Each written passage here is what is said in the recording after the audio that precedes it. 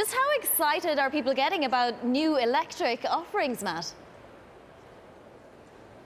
Well, in some senses, it's not just excitement, but it's actually forced by the crises caused by Dieselgate and the upcoming election here in Germany. Really, automakers are being pushed into this electric space because they're not going to be able to use diesel engines to meet their CO2 goals anymore. Now, having said that, they are putting money behind that enthusiasm, that push.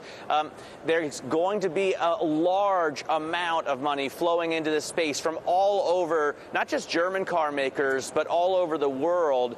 And the question is really now, just can the infrastructure keep up with that? Because you can have an electric car and it's wonderful, but if you have nowhere to charge it, it's quite difficult to live with. Matt, some might say that BMW's i sub-brand has stalled. I know they're releasing a new low-slung electric sedan. Is that going to be the answer? Well, a lot outside of BMW are saying that it has indeed stalled. I mean, the i3 and the i8 came out years ago, and they haven't really done much with that line. They're going to try and revive it, and they're going to try, just as the other car makers are, to invest more in this space, because BMW is one of the car makers that's relied most heavily on its diesel technology. In fact, I think almost half of their sales globally come from diesel cars. So as that goes away, they need to fill that gap with electric cars.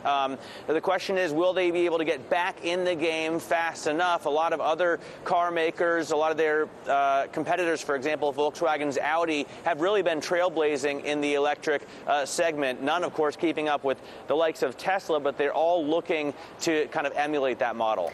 Yeah, I mean, what kind of models are we expecting to hear, about today, Matt, and through the course of the Frankfurt Motor Show, and how quickly can they ramp up production?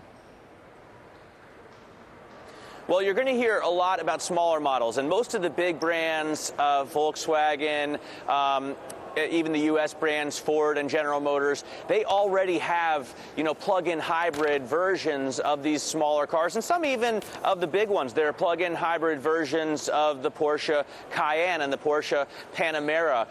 But you're going to see mostly small city cars to start with, and then they're going to branch out into the larger cars. With the exception of the luxury brands, there aren't really many big, larger hybrids. If you remember, GM tried that with the Chevy Tahoe years back, and it just didn't get a lot of pickup in the market. So they'll start with the smaller ones and get to the bigger ones as they go.